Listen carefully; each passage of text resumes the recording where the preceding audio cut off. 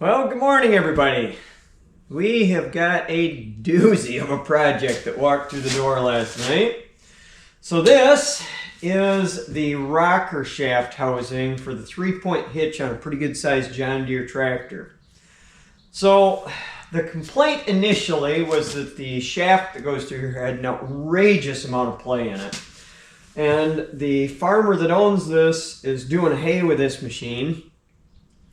And they're in between cuttings right now. We've had a bunch of rain lately, so they're waiting stuff to dry up. And they decided to quick tear this down. They ordered new bushings for it, new seals for it, and decided they'd quick tear it down and fix it. Now, I should mention they bought it used this way. They knew it had a lot of play in it.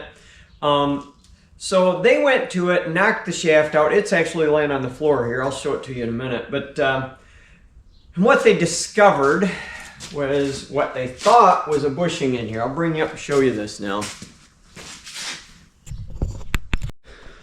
So in this bore, you can see this shoulder here. They thought that was the bushing. And turns out, no, the bushing was actually already gone out of the hole. So they started to see where they did some cutting on it here with a Sawzall or something. That didn't work.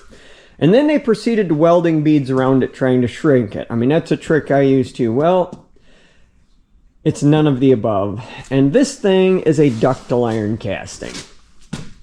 They didn't know any of that. They just called me up and said, hey, we've got this housing. It's wore out. Can you weld and bore this housing for us? And when they called me, I thought to myself, most of them kind of housings are irons of some sort. But I thought, well, whatever. Maybe they know something I don't. So they pulled up with this thing last night, slid it out on the tailgate of the truck, and I took one look at it and said, boys, you have got a serious, serious problem. And I got some shocked stares from them. They said, what do you mean? And I told them that is no longer machinable, and proceeded to take file and demonstrate exactly what I thought. Those weld beads are absolutely rock hard. I mean, they're not touchable, which I know from past experience was guaranteed to be the case. Now, incidentally, this one was bad worn. This one, it hadn't got through the bushing yet. This bore is okay. That one is smoked. So here we sit with, they got multiple layers of challenge here. There's one of these castings available used. I think they said $2,500. The problem is it's days away, beside the $2,500, and they need to go back to cutting hay here in a couple of days. Like, they're in a serious pickle here. Laying here on the floor, here's the shaft that goes through there. It has its own pretty outrageous wear. Here, this is the end that was on the end that really got smoked, but even the other end, pretty big major wear.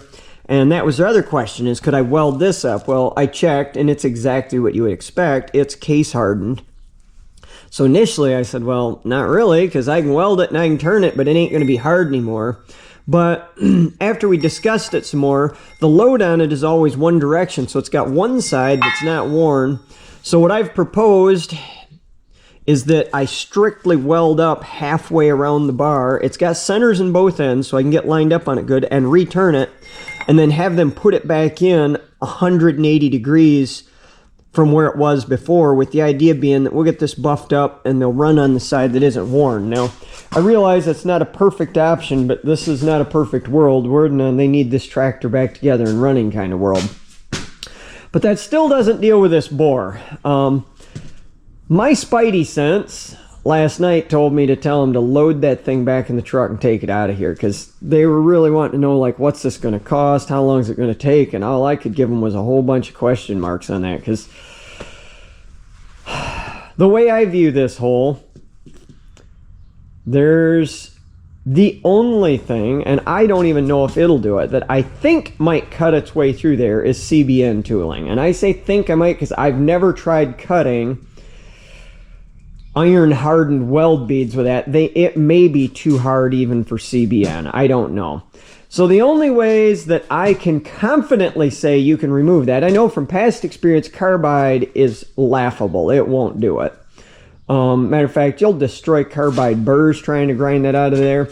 So I had concluded and told them last night I only saw two ways to proceed with this. One was to go in there and just hand grind the entire bore out until you open it up past the finished dimension, and then weld this bore up with 99% nickel filler and go in and remachine it. Or go in there and ID grind it. I don't really have a good setup for that. I was trying to invent a way to do it. What it really needs is, if you're familiar, in the old days, they're not so common now. It used to be what they called jig grinders. They were kind of like a jig borer, except Jig Grinder Moore made some, other companies did. And that'd really be the ticket for this. You stand this thing on end on a rotary table and go in there with your grinding spindle. And then you could ID grind this, because what I would have done to this if they had brought it to me before they did the welding is I'd have just set it up on the boring mill, bored it until I got to, the wear is on the top side.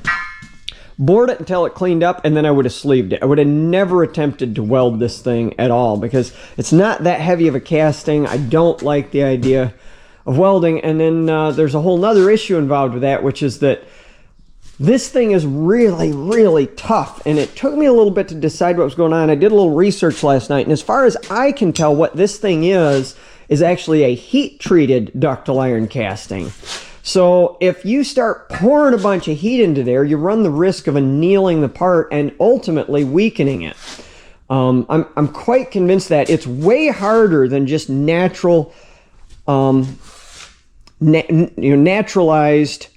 ductile iron is. Like, you can file it, but this whole part is really, really tough. And I did some reading, and yep, you can heat treat and temper ductile iron, and I think that's what John Deere did when they built this thing. So at this point, I'm pretty heavily leaning towards the idea that we need to just strictly try and get that hole opened up and get a sleeve in there. So what I proposed to him last night, and that I'm still thinking over, is actually that we go in here, and I suggested that we could probably air arc a bunch of that out of there.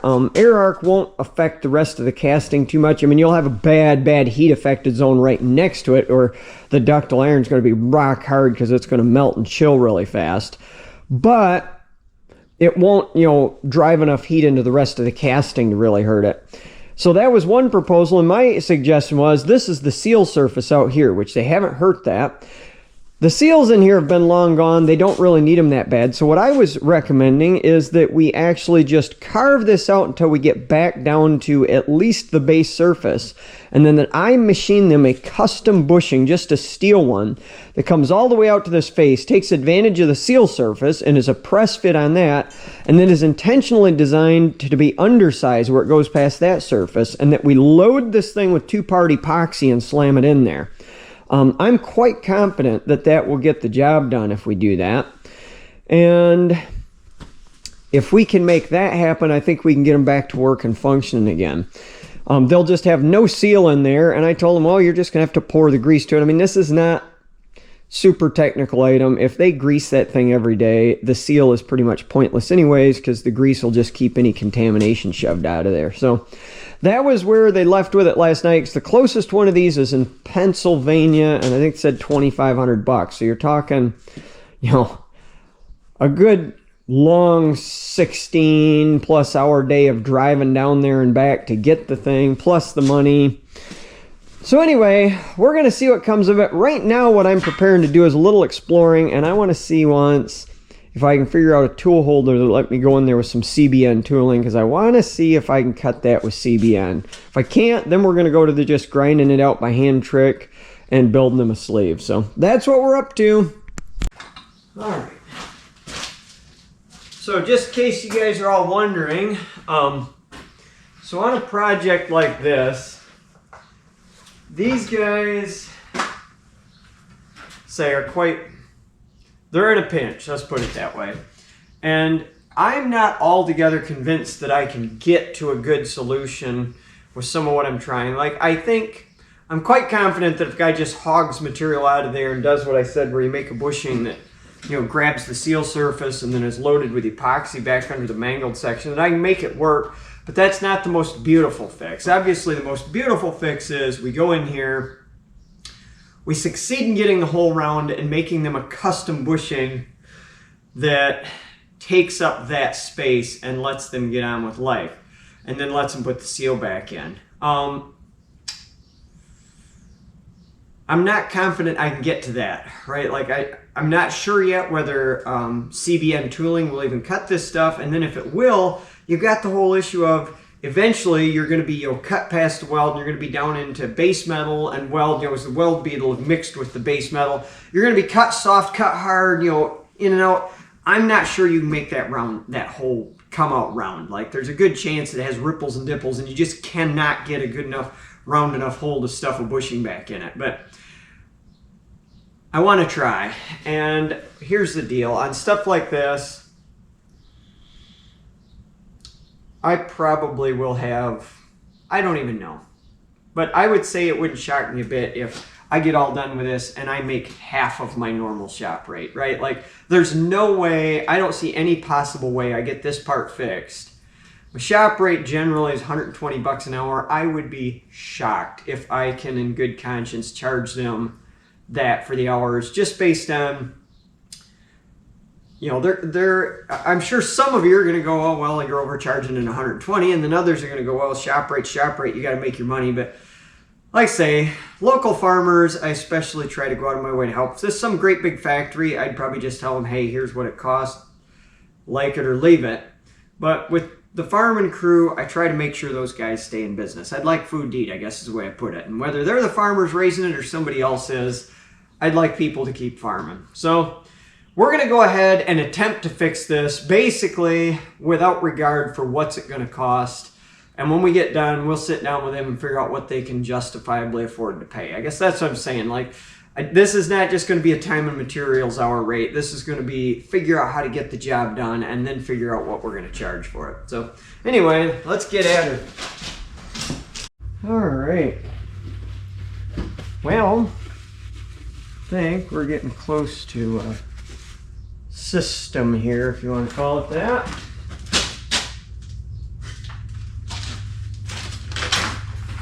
So I have cleaned the face of this thing off. And now what I'm going to do is, there's a machine face here. I'm going to run back and forth across that with an indicator. It's got some wear on the face here, but there's sections out here at the edges that are still fresh machine surface. So never mind.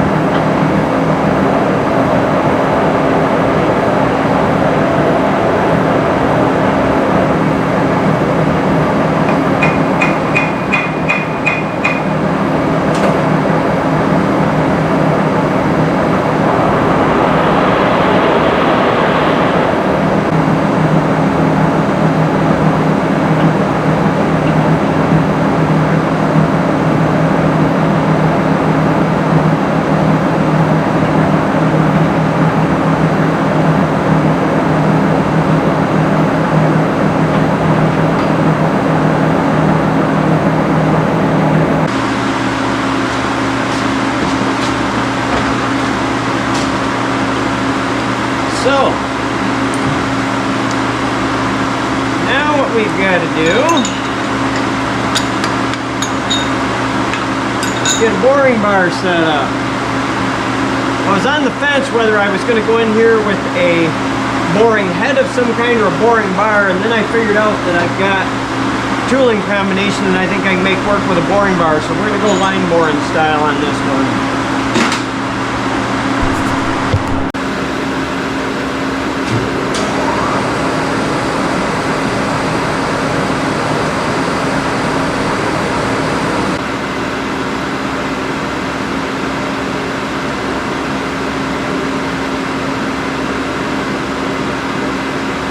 Well, I'm going to go modify a tool and bring you guys back when I get it done. Well, let's see how many sparks we throw here. This thing looks to me like pretty hard.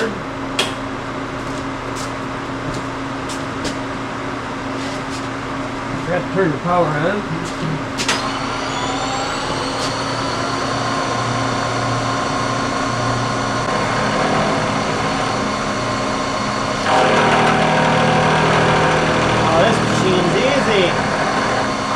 I had it imagined to be a lot harder than that.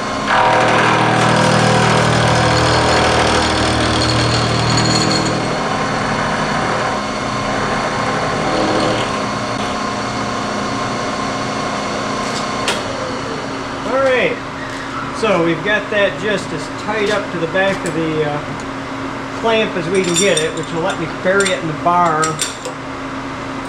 absolute maximum amount possible.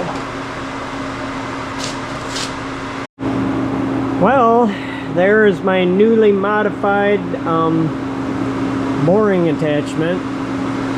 We'll see how she flies. So this is almost certainly too far above center line. Like, there's all kinds of things about this that are wrong, but we're gonna see if we can make her fly. So anyway, we'll get in there. I got to get my outboard bearing installed, and then we're gonna see what she does.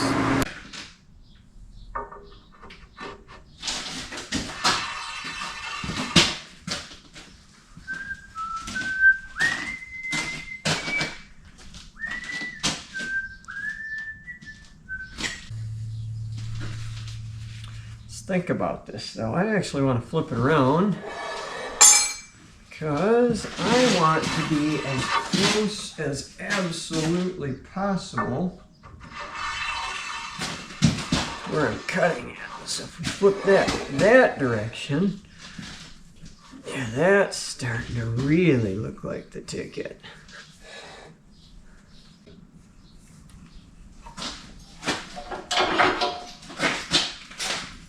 What I'm doing right now is I'm just trying, these are, you know, sphericals, so they're self-aligning. I'm trying to get it spun around to where it matches the angle of this plate, and then I have to release it and deal with the fact that there's guaranteed to be sag in the bar right now. To begin with, I'm just trying to get it to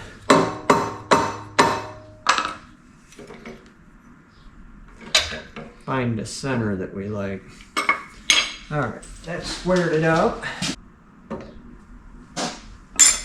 Grip says we're dead nuts on.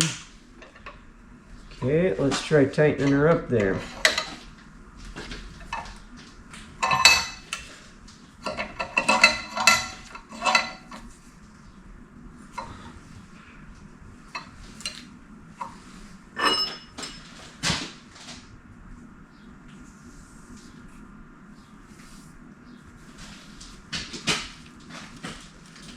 What to do now is try an experiment here where I try a spacer. Like, we know that this thing's dead square, so I can test it across there pretty readily by just coming up with something to use as a go no go in there, basically. Alright, I'll figure that out, bring you guys back. So this 5-inch pin is just a little too big to go under there, but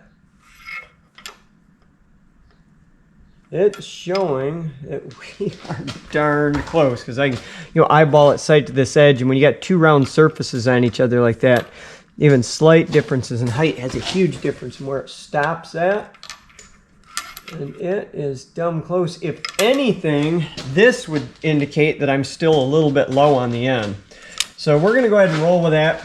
To be honest with you, I need to get cutting and find out if we can even carve this stuff. Like, I don't want to waste a lot of time here if I find out that what I'm trying to do isn't even doable. So anyway, let's get set up here. I want to get inside this bore once and see how this looks. Now, I'm a little worried that we're going to be trying to take too much of a cut here, and that I actually need, yeah, it's going to be a heck of a carve if I actually try to take that depth of cut. So my challenge here is I need set this into the bar further. I got an idea for that, but I don't like the idea I've got. I'm thinking only thing I can think of to do is to notch into the bar a little bit. And I really do not like modifying stuff like my bars for one-off weird jobs like this. So now I'm back to eyeballing this, asking myself, can I get away with taking any more out of there? Don't like that option. So there's a radius in this bottom corner. I could, just get in here with a die grinder and radius that edge a little. I guess I'm not horrified at that idea. So I think that's what we're gonna do here in a minute, is get in here and take just the sharp edge out of there, and then whatever it is, and we're gonna go for it. All right, everybody. Well, that did help. I sank a little deeper. I'm just gonna give you my prediction here. I think we've still got way too much depth to cut, and we're gonna trash a tool is what I think is gonna happen. But decided we're gonna go in here, give her a whirl.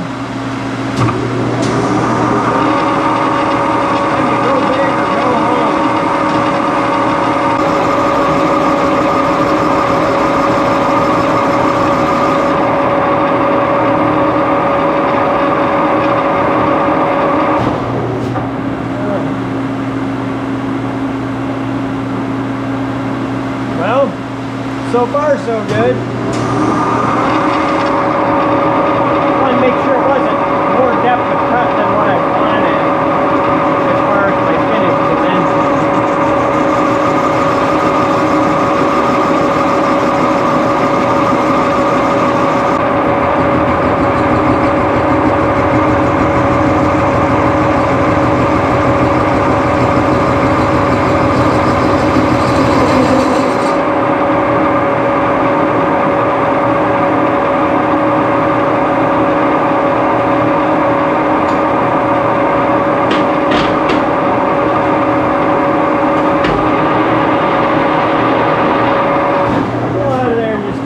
See at what the results are. Oh yeah, we wiped out my tool. That's why she all of a sudden is singing like a bird.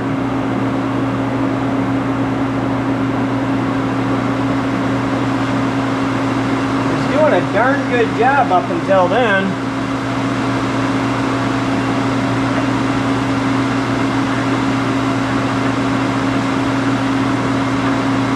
Yikes. And my tool is loose, or my boring bar is loose. It shook it loose from the paper. And none of that is good.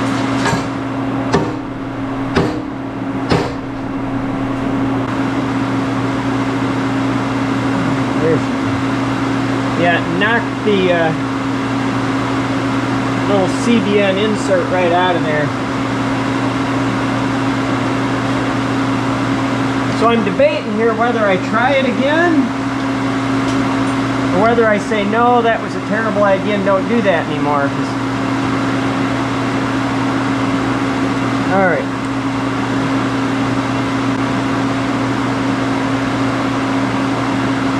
The problem I've got here is that this boring bar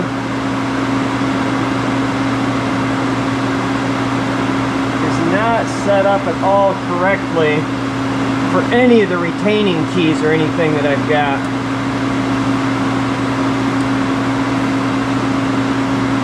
I don't have any good way to really hold it.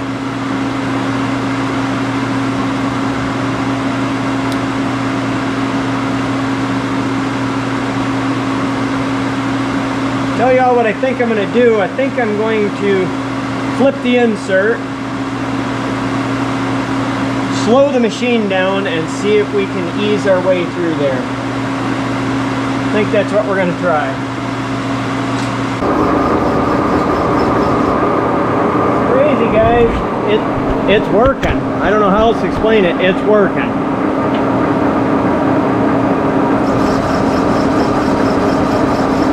We got way too much depth to cut. Everything that could possibly be wrong about this is, but by golly, one tiny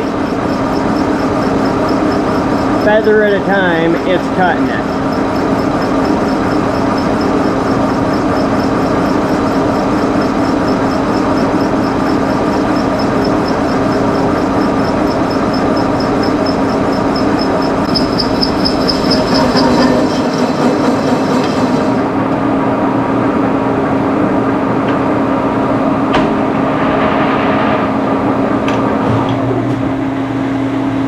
Interesting. So we lost the tip again. We didn't loosen up here, but as soon as it starts chattering,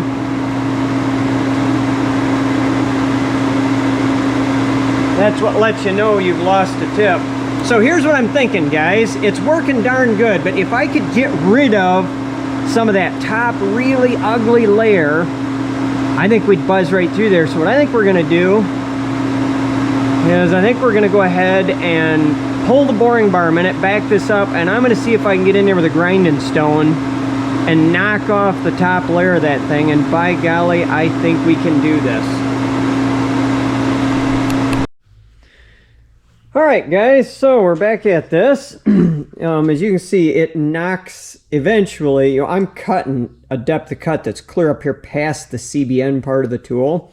And the base of these is carbide too, as far as I can tell. So it holds up shockingly well with that CBN basically breaking the way. The carbide is actually holding up pretty good, but then eventually it overloads it and blows the CBN chunk right out of there. So what I'm gonna try here, I've got a bunch of these C6 carbide, cemented carbide tools. I'm gonna try, I know it's gonna destroy them, but I'm gonna try just carving my way through here and see if rough and tumble gnaw on it method, just flinging carbide at it, if I can get blown through the top couple of layers of this stuff and just get it thinned down to where I'm not having to take such a radical depth of cut. I can't see any way to shorten this thing up anymore. You can see I've machined it up to where I'm just about touching the clamp. I did that little bit of relief there in the corner. I cannot shorten it up anymore, so I have no way of reducing my depth of cut. So at this point, we're gonna give this a try and see what happens. So hang on and Katie bar the door, as my grandpa would have said.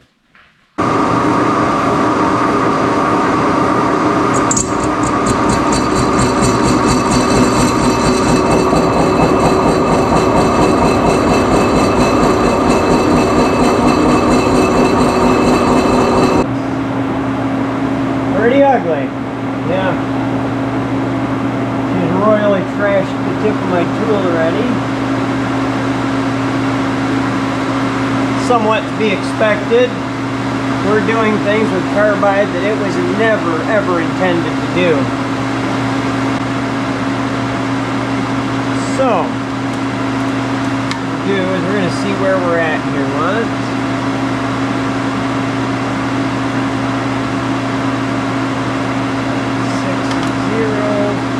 We're gonna go try putting an edge back on this thing. Yeah, look at that. Just, I mean, destroyed it. But it was winning the fight more through friction than cutting. But by golly, we got a heck of a long way through there. So we're gonna try it again. All right. Should be 50 thousandths depth of cut. We're gonna see if we can start getting under some of the hardest of it.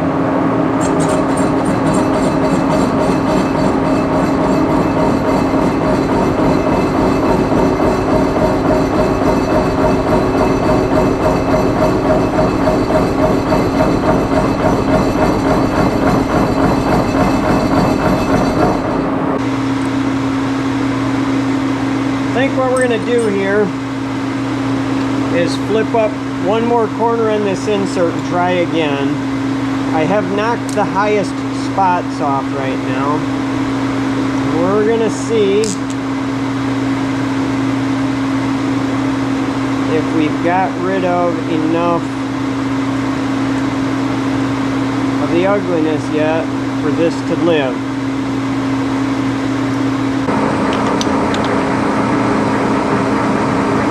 Here goes nothing.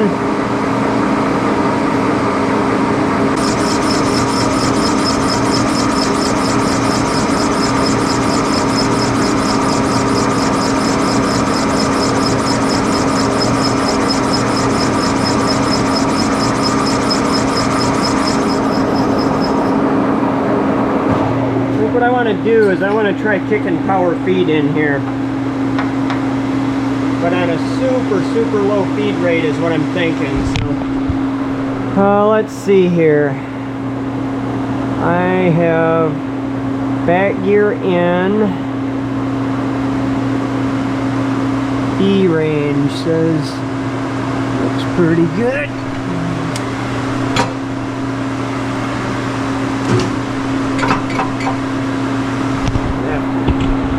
Bump it. There we go. I'm in E range, back gear. Oh, wait a second. In. I'm in back gear out. Okay, sorry. Back to D. Misreading my... So D. Back gear out, and I want to be on A1.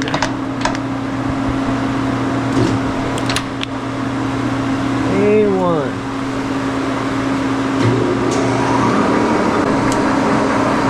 Guess that's it. I guess I'm just jumpy. We'll see. I got doubts about that being slow enough. Nope. Not slow enough. Alright, I'm just going to have to go after it myself by hand yet.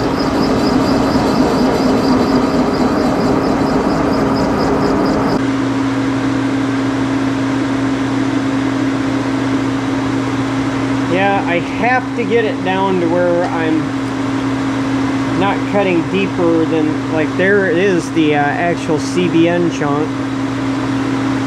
What's crazy is, just looking at it,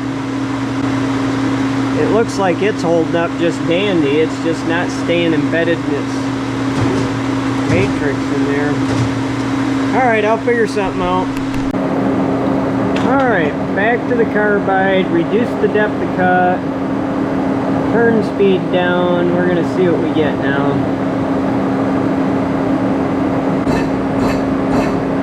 So at 25 thousandths depth of cut, kind of weird, it's like you're friction machining almost. I mean, it wipes out the edge almost immediately, but somehow when you plow the two materials together, the C6 carbide still kind of wins and gnaws off a layer as it goes through.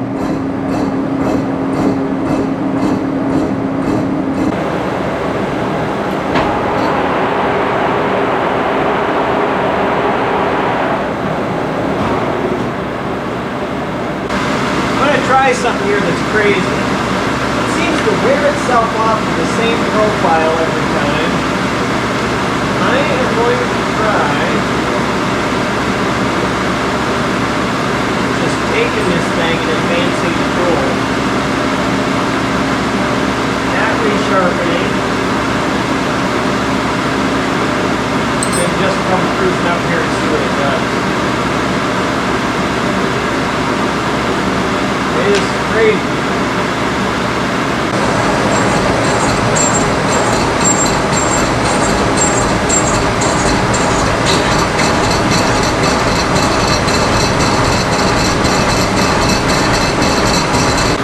So, what I really need is a straight shank grinder. Like big, they use them for roughing out castings and stuff.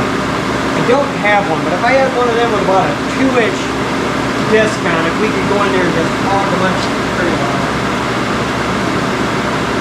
I think some version of that's what I need to figure out how to do. Alright, we're going to give one thing a shot here. So, the issue I'm having with these is that I'm cutting past the tip that's in there, and it eventually gets the tip ripped out of there. I'm going to try going in there with a standard carbide one.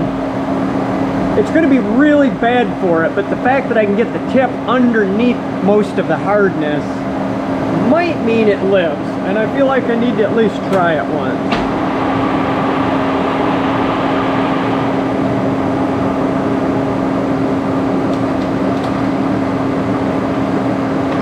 Well, let's see what she does.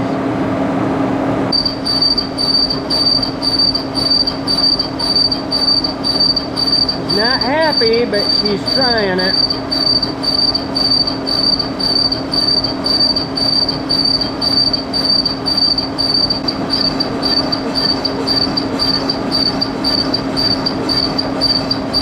If I can get through here this way, then we're going to switch back to the CBN tooling and try to put a cleanup pass on it.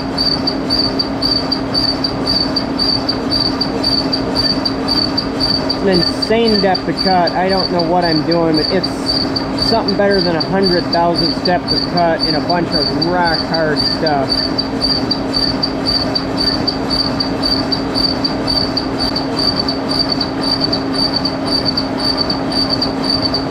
Moral of the story is do not weld on iron. with anything other than high nickel rod, and even then it's a questionable idea. I say questionable because it's still going to harden the iron under the weld, and it may still structurally compromise the part.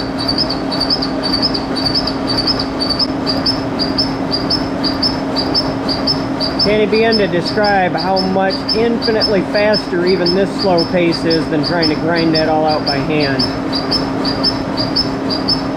What we've just cut out of there in 5 minutes would have been hour plus worth of grinding.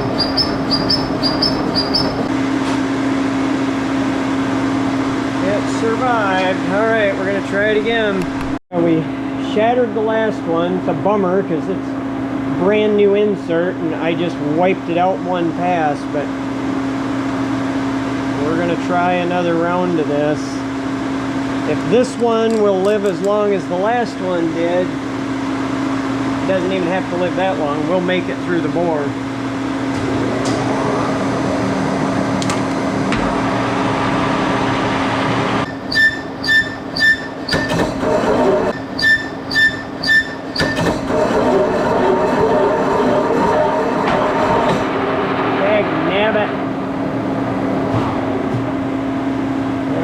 Wiped her out that time. Dag nabbit. Dag nabbit. Yeah, we really wiped her out that time.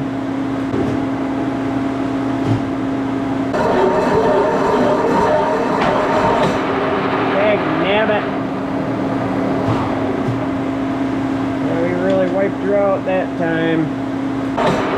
Dag nabbit. Yeah, we really wiped her out that time. Yeah, we really wiped her out that time. That time we got the shim, we got the tool holder. That's a problem. That's a bad problem.